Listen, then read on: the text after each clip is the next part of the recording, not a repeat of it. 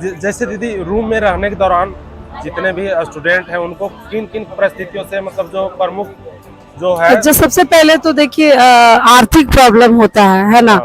आर्थिक, क्योंकि देखिए अलग अलग स्टूडेंट लाइफ ही स्ट्रगल का होना चाहिए, लेकिन बहुत सारे बच्चे ऐसे हैं जो एक टाइम खाना खा के रहते हैं। उसकी ग्राम विकास योजना से हुई थी झारखंड की सरकार, और मैया समान योजना में आके अटक गई, और विकास की मौसी 25 से 26 वर्ष रास्ते में देख सकते हैं। ये छात्र कौन है? आपके हमारे समाज के बच्चे हैं, हमारे छोटे भाई हैं। तो सोचिए, अगर छात्रों का भविष्य अंधकारमय होगा तो आज हमारा राज्य 26 वर्षों का हो चुका है, लेकिन ऐसा कोई एग्जाम नहीं होता जो विवादों में ना जाए। कई सारे सपने पलते हैं, वो उसके माँ बाप की उम्मीदें लगी होती है। जब वो अपने तैयारी करते हैं उस दौरान अपने परिवार से दूरी बना के एक 8 बाय 10 कमरे में बैठ के और दिन रात मेहनत करता है। चाहे किसी भी प्रकार का त्योहार हो तो वह हर एक त्योहार अपने परिवार के साथ नहीं बिता पाता है। हेलो फ्रेंड्स, जोहार, नमस्कार। तो कैसे हैं आप लोग? उम्मीद करता हूँ आप लोग अच्छे होंगे, मस्त होंगे, स्वस्थ होंगे। तो मैं आज एक और नया वीडियो लेके आने वाला हूँ, जिसमें हम है सो झारखंड के छात्रों की दर्द भरी कहानी को हम अभी है सो जानेंगे। और अभी हम है सो झारखंड की राजधानी रांची में है। जैसा कि आप लोग को पता होगा कि हाल के दिनों में आयोजित जेपीएससी जैसी परीक्षाओं में अनियमितता देखने को मिली है। उन्हीं सारी चीज़ों को लेकर यहाँ पे है सो बहुत बड़ा महाआंदोलन यहाँ पे शुरू हुआ है। और आज भी है सो तिरंगा यात्रा यहाँ पे निकाला गया। और उनसे हम है सो रूम में रहने के दौरान किन किन परिस्थितियों का सामना करते हैं और है सो एक स्टूडेंट लाइफ क्या होता है और उनसे परिवारों का क्या उम्मीद होता है, और भी बहुत सारे चीजों को हम जानने का कोशिश करेंगे। तो आप लोग आगे के वीडियो में बने रहिए। तो देख सकते हैं गाइस, यहाँ पे है सो कुछ छात्र है सो बैठे हुए, उनसे जानेंगे कि है सो यहाँ पे किस लिए बैठे हुए हैं और उनका क्या उद्देश्य है। तो आपका क्या उद्देश्य है ये जो प्रोटेस्ट हो रहा है उसमें?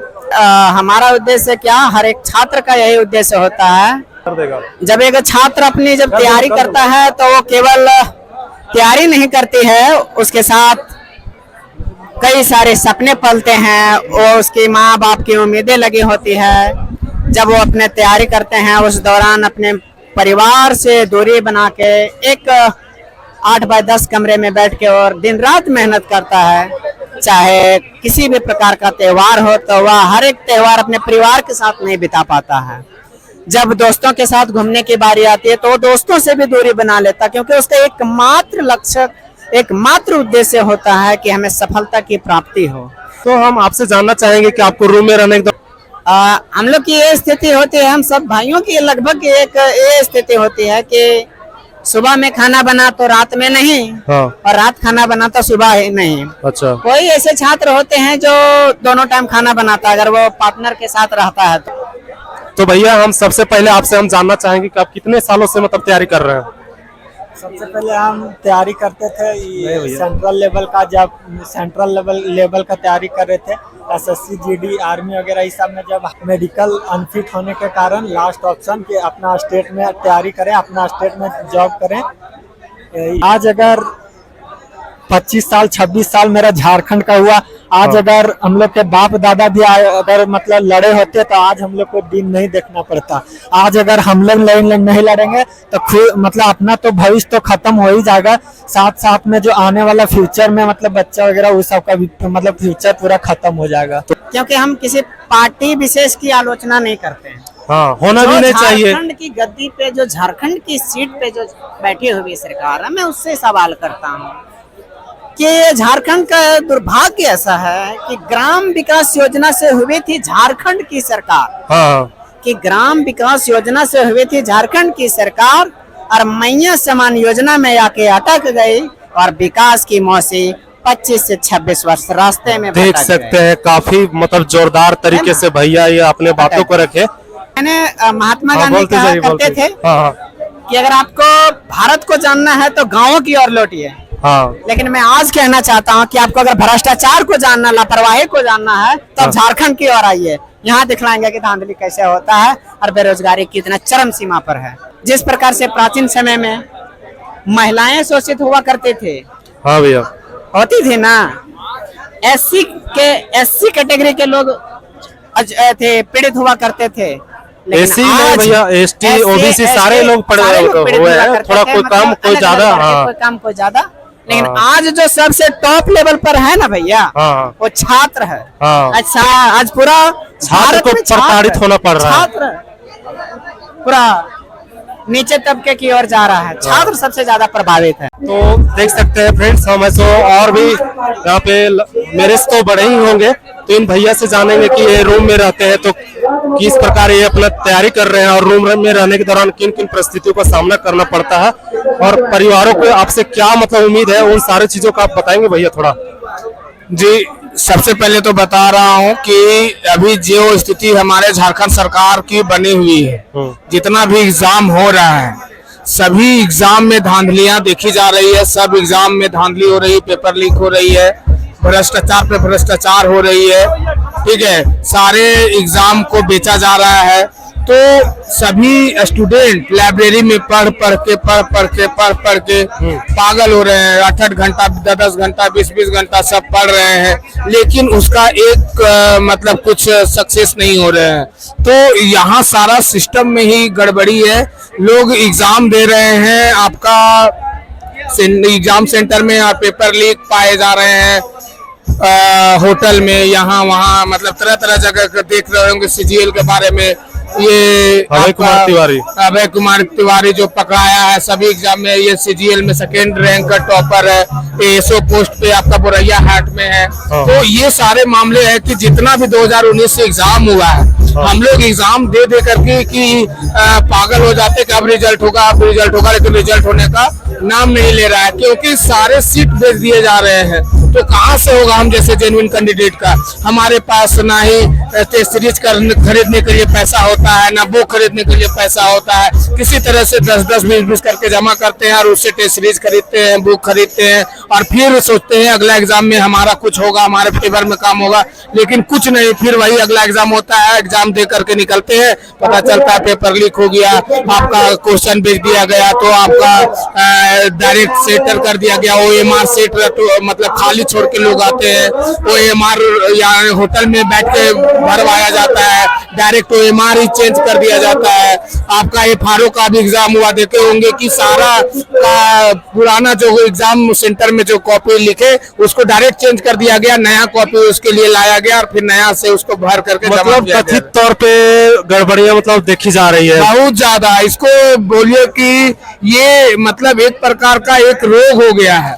मतलब कि ऐसा कि ये रोग सरकार का खत्म होने के लिए नाम ही नहीं ले रहा है। बताइए कि इतना ज्यादा स्टूडेंट, अभी देख रहे होंगे तिरंगा मार्च निकला था यहाँ पे, तो देखिए कि इतना तेज बारिश हो रहा था, लेकिन यहाँ हजारों हजार की जनसंख्या में स्टूडेंट जमा थे, उस तिरंगा यात्रा में शामिल थे। तो क्यों? कोई पागल थोड़ी है जो अपना ये बरसात में यहाँ पूरा बारिश में लोग भीगे, लेकिन इतना दर्द ही हो गया कि अब उसके पास कुछ बचा ही नहीं रहा है कि हम आखिर करे तो करे क्या। तो बहुत सारे मुद्दे हैं, तो सभी मुद्दों को लेकर के हम सभी छात्र। तो भैया जैसे आप तैयारी कर रहे हैं तो परिवार लोग वाले आपसे पूछते हैं कि कब नौकरी होगा बेटा? बिल्कुल बिल्कुल, लोग वही तो बोल रहे हैं ना, सब यही सोचता है कि इस बार नहीं, 1 महीना और पढ़ लो, अगला एग्जाम सही होगा। घर वाले को भी आश्वासन दिया जाता है कि नहीं इस बार नहीं, अगला एग्जाम हमारा निकल जाएगा, क्वालिफाई होगा। लेकिन क्वालिफाई हो कहाँ से? आखिर जेन्युइन कैंडिडेट का हो तब तो क्वालिफाई हो। ये बहुत ज्यादा गड़बड़ियां है। गड़बड़ियां गिनाते गिनाते दिन खत्म हो जाएगी, लेकिन गड़बड़ियां खत्म नहीं होगी।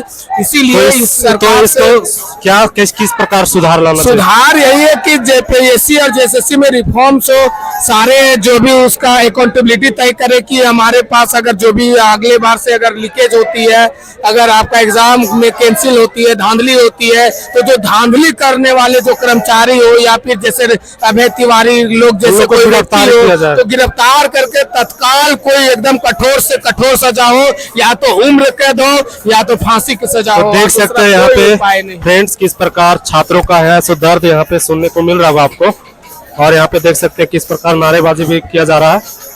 तो ये देख सकते हैं गाइस, यहाँ पे नारेबाजी भी काफी जोरदार तरीके से यहाँ पे किया जा रहा है, जैसा कि आप देख पा रहे होंगे, और पोस्टर भी लेके बैठे हुए हैं भैया बकायदा। तो ये रहा, देखिए आप कुछ बोलना चाहेंगे, जैसा कि यहाँ पे आंदोलन चल रहा है, इसके बारे में क्या बोलना चाहते हैं? इसके बारे में ये बोलना चाहते हैं, ये आंदोलन जायज है, सरकार को तो झुकना पड़ेगा। अब आगे देखिए होता है क्या, सरकार क्या फैसला लेती है क्या नहीं। आप कितने साल से तैयारी कर रहे हैं भैया? मैं करीब 4 साल से झारखंड में। आप इतने सालों से तैयारी कर रहे हैं और इस प्रकार की गड़बड़ियां देखी जाती है, तो आपको परिवार वालों की तरफ से मतलब प्रेशर आता है क्या? बहुत ज्यादा। मैं अभी काम करता था राउरकेला से काम छोड़ के आना पड़ा। वहाँ बोला तुम अगर जाएगा तो पूरा तरह से काम छोड़ के तुमको जाना पड़ेगा, तो मैंने काम छोड़ दिया और काम छोड़ के आ गया। तो देख सकते हैं गाइस, यहाँ पे लोग काम छोड़ के भी आ रहे हैं और इस प्रोटेस्ट में शामिल हो रहे हैं। और देख सकते हैं फ्रेंड्स, यहाँ पे किस प्रकार एक युवा देख सकते हैं किस प्रकार है सो बारिश में भीगते हुए यहाँ पे है सो इस भारत के झंडे को लेकर है सो खड़े हुए हैं। और अभी सो थोड़ा थोड़ा बारिश भी हो रहा है, इसके पहले भी बारिश हो रहा था। तो देख सकते हैं यहाँ पे उससे हम है सो पूछने का कोशिश करेंगे कि वो है सो इस प्रकार जो खड़े हुए हैं उनका उद्देश्य क्या है और वो जो भी आंदोलन चल रहा है उसके बारे में क्या कहते हैं। फ्रेंड्स, इस प्रकार एक भैया जो है तो यहाँ पे बारिश हो रही है और यहाँ पे जो है फ्लैग लेके खड़े हुए हैं, इनसे हम जानेंगे कि ये भैया है सो इस प्रोटेस्ट के बारे में क्या कहना चाहते हैं और इनका इस प्रोटेस्ट को लेकर क्या मतलब इनका अनुभव है और इनसे सारे चीज हम जानेंगे। तो भैया बताइएगा इस प्रोटेस्ट को लेकर। देखिए, ये विशुद्ध रूप से छात्रों का प्रोटेस्ट है, ये किसी राजनीतिक दल का नहीं है। तो इसका समर्थन तो सभी को करना चाहिए। जितने लोग इसे देख पा रहे हैं, सुन पा रहे हैं, तो उन्हें भी मैं कहूंगा कि इन छात्रों का नैतिक समर्थन करें। ये छात्र कौन है? आपके हमारे समाज के बच्चे हैं, हमारे छोटे भाई हैं। तो सोचिए, अगर छात्रों का भविष्य अंधकारमय होगा तो आज हमारा राज्य 26 वर्षों का हो चुका है। लेकिन ऐसा कोई एग्जाम नहीं होता जो विवादों में ना जाए। सरकार आखिर क्या चाहती है? हमारा राज्य खनिज संपदा से संपन्न है। देश का 90% खनिज झारखंड देती है। तो ऐसा क्या मजबूरी आ पड़ा है कि आपको सीट बेचना पड़ रहा है? अरे कुछ छात्र तो रहते हैं जो जीवन भर तैयारी करते हैं, उनको लगता है कि वो नौकरी करके अपने घर का, परिवार का, इस राज्य का स्थिति बेहतर कर पाएंगे। तो कम से कम छात्रों के भविष्य से तो खिलवाड़ नहीं करनी चाहिए। भैया जैसा कि ये तो मतलब सदियों से बेचा जा रहा है सीट, जैसा कि आपको पता होगा, जो कि फर्स्ट जेपीएससी हो या सेकेंड जेपीएससी हो।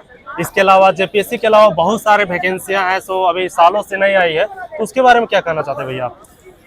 देखिए, अभी के छात्र जाग चुके हैं। तो ऐसे में ये सच है कि शुरू से ही, जब से झारखंड का गठन हुआ है, इसके प्रथम अध्यक्ष दिलीप प्रसाद थे जेपीएससी के, तब से ही घोटाले और भ्रष्टाचार की घटना सुनते आ रहा हूं। तो ऐसे में अब एक बार जब सरकार इस स्तर पे भ्रष्टाचार हो रही है और सरकार के साथ लग रहा है कि इस तरह की गलती हुई है, तो सरकार को माननी चाहिए।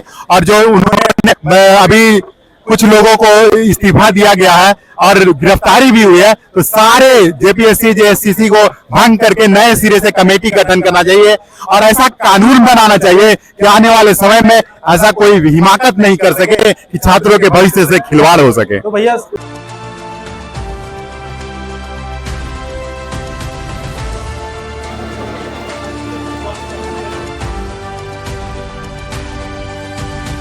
ये है सो कोई सुबह नहीं हो रहा है, अभी है सो सुबह से शाम से होकर रात भी गुजर चुकी है और अब है सो फिर से सुबह होने को चली है।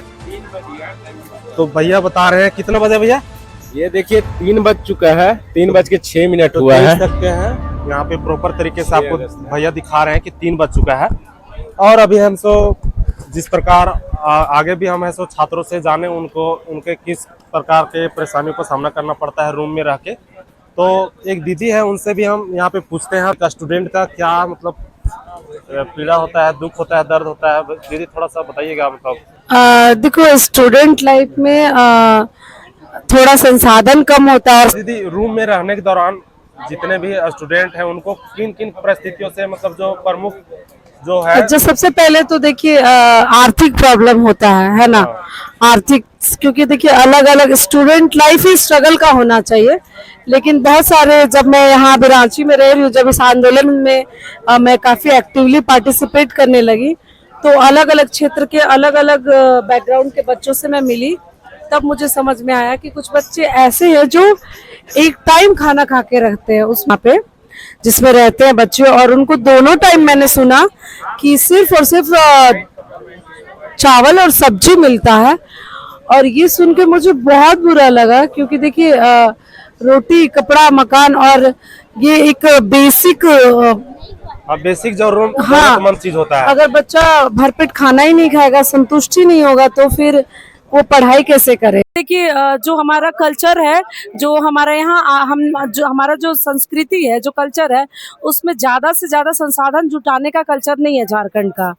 मिल बांट के खाने वाला कल्चर है और बहुत ही सॉफ्ट लोग होते हैं और बहुत ही मिट्टी से जुड़े लोग होते हैं और बहुत ही सीधे साधे होते हैं, काइंड हार्टेड होते हैं और वो खुद भी मतलब इतने सीधे होते हैं वो कि मतलब बहुत ज्यादा संसाधनों को संचित करने में नहीं रहते, बल्कि वो अपने जीवन को एंजॉय भी करते हैं। जैसे कहते हैं झारखंडी के बोलने में ही संगीत है और चलने में ही नृत्य है, तो इस तरह के झारखंडी लोग अपना जीवन यापन करते हैं।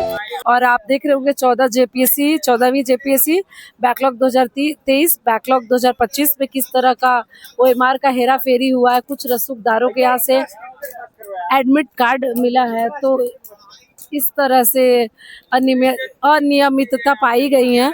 उन सब के विरुद्ध हम सभी झारखंड के छात्र लोग मिलके प्रोटेस्ट कर रहे हैं शांतिपूर्ण तरीके से। देखो झारखंड में सरकारें कोई भी आई गई, वो जेपीएससी में हमेशा से ग्रहण लगा रहता है। एक तो टाइम टेबल कभी फॉलो नहीं होता है, 3-4 बार आंसर की जारी होता है, प्रीलिम्स का रिजल्ट आता है तो हमारा मार्कशीट नहीं होता है कि हमारा कितना नंबर आया, उसके बाद रिजल्ट जारी करने के बाद तुरंत बताते हैं कि आपका मेंस है, तो बहुत ही समस्या होता है क्योंकि इतनी सारी सब्जेक्ट्स को आप 15 दिन में, मेंस का सिलेबस बहुत ज़्यादा वास्ट होता है, बहुत ही डायनेमिक होता है और सिलेबस बहुत कवर करना बहुत मुश्किल हो जाता है। तो उसमें मिनिमम जैसे यूपीएससी होता है, संघ लोक सेवा आयोग में प्रीलिम्स के बाद मेंस की तैयारी के लिए 90 दिनों का समय दिया जाता है। तो इस तरह से जेपीएससी में भी इस तरह का समय दिया जाए ताकि छात्रों को समस्याओं का सामना नहीं करना पड़े और वो अच्छी से मेहनत कर सके और बोझ को उससे कम होगा। और निश्चित रूप से जब सिस्टम में पारदर्शिता, अकाउंटेबिलिटी सुनिश्चित होंगे और अच्छे छवि के लोग आएंगे, जैसे अध्यक्ष ईमानदार होगा तो अच्छे से एग्जाम करा पाएगा, जिससे छात्रों का भविष्य सुरक्षित हो पाएगा। अंतिम रूप से मैं ये कहना चाहूंगी कि स्वामी विवेकानंद जी कहते हैं कि उठो जागो और तब तक संघर्ष करो जब तक कि लक्ष्य की प्राप्ति नहीं होती है।